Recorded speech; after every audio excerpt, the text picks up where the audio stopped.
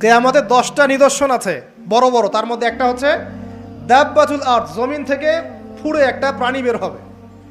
আর এখন মানুষ এগুলো বিশ্বাস করবে না আমি জানি, 2 দিন পর নাসা যখন বলবে তখন বিশ্বাস করবে। কথা কি বুঝতে পারছেন? তবে প্রাণী এই পৃথিবীর নিচে আছে। রাসূল সাল্লাল্লাহু আলাইহি ওয়াসাল্লাম বলছেন 10টা আলামত না আসা পর্যন্ত কিয়ামত হবেই না। তার মধ্যে একটা হচ্ছে দাব্বাতুল আরদ, জমিন থেকে একটা প্রাণী বের হবে।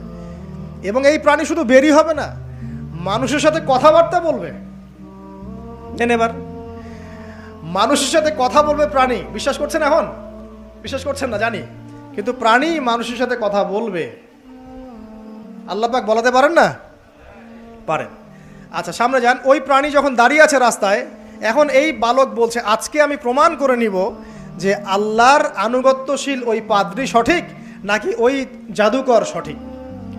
এবার সে একটা ইট হাতে নিল, পাথর হাতে নিয়ে এসে বলছে, আল্লাহ তোমার কাছে যদি ওই জাদুকরের কাজের চাইতে এই পাদ্রীর কাজ বেশি পছন্দনীয় হয়, এই ইটের আঘাতে এই জন্তুকে তুমি মেরে ফেলো আল্লাহ।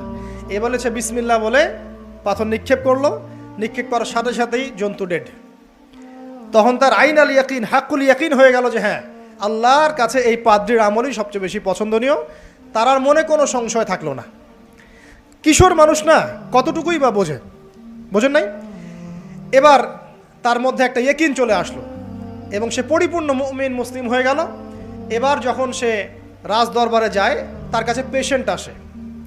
মানে একজন মানুষ এসেছে, সে বলছে যে আমার চোখে সমস্যা। সে চোখে হাত দেয়, হাত দিয়ে বলে যে আপনি আল্লাহর প্রতি ঈমান নিয়ে আসেন, আমি আল্লাহর কাছে দোয়া করব, চোখ ভালো হয়ে যাবে। এভাবে পেশেন্ট আসে, সে বলে আল্লাহর প্রতি ঈমান নিয়ে আসেন, আমি দোয়া করব, ভালো হয়ে যাবে।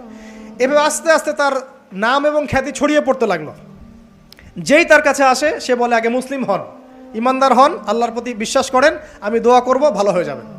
চোখ অন্ধ ভালো হয়ে যাচ্ছে, কুষ্ঠরোগী ভালো হয়ে যাচ্ছে, হ্যাঁ, প্যারালাইজড রোগী ভালো হয়ে যাচ্ছে। আলহামদুলিল্লাহ। নবী ঈসা আলাইহিস সালাম এমনটা করেছিলেন না? আল্লাহ পাক চাইলে করতে পারেন। একদিন ওই রাজ দরবারের একজন মন্ত্রী আসছে। এবার ওই রাজার একজন এমপি সাহেব, তার চোখে সমস্যা, সে আসছে, এসে বলছে যে আমার এই চোখের সমস্যা, আমার চোখটাকে ভালো করার দরকার, তোমার কাছে কোনো ওষুধ আছে নাকি? সে বলছে যে আপনি আল্লাহর প্রতি ঈমান নিয়ে আসেন, আমি আল্লাহর কাছে দোয়া করব, আপনি ভালো হয়ে যাবেন। এবার সে আলহামদুলিল্লাহ ঈমান নিয়ে আনলো এবং সে ভালো হয়ে গেল।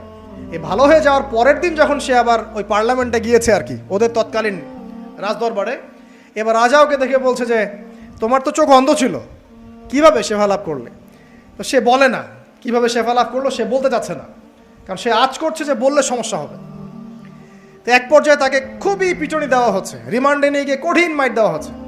এক পর্যায়ে সে মারের যন্ত্রণা সহ্য করতে না পারে বলে ফেললো যে ওই বাচ্চা, তার কাছে গিয়ে আমি আরোগ্য লাভ করেছি এবং সে আমাকে বলেছে যে তার রবের প্রতি ঈমান নিয়ে আসতে, তাহলে আমি শেফা লাভ করব। এই বাচ্চা এখন বলছে ফেরাউনের মতো যে আয়না রব্বুকুমুল আ'লা, আমি তো তোমাদের রব। নমরুদের মতো আমি তো তোমাদের রব। ঠিক আছে, আমি ছাড়া তোমাদের কে রব আছে? আমি তো জানি না যে আমি ছাড়া তোমাদের কোনো ইলাহ আছে। এবার এই লোকটাকে হত্যা করা হলো, এই এমপি সাহেবকে হত্যা করা হলো, বিকজ সে ঈমান নিয়ে আস। এবার সেই বালককে ডেকে আনা হচ্ছে, বলা হচ্ছে বলো তুমি নাকি তোমার রবের নাম দিয়ে মানুষের ট্রিটমেন্ট করা শুরু করেছো। তখন সেই বালক বলছে হ্যাঁ, আমি এক আল্লাহর প্রতি বিশ্বাস করি এবং তার রাসূলের প্রতি বিশ্বাস করি, তার প্রেরিত আসমানি কিতাবে বিশ্বাস করি। এখন রাজা বলছে আমি ছাড়া তোমাদের কোনো ইলাহ আছে আমি তো জানি না। এই সৈন্যবাহিনী শোনো, এই বালককে ধরে নিয়ে গিয়ে উঁচু পাহাড়ে নিয়ে যাও, ওখান থেকে ফেলে দাও। কথা বুঝতে পারছো?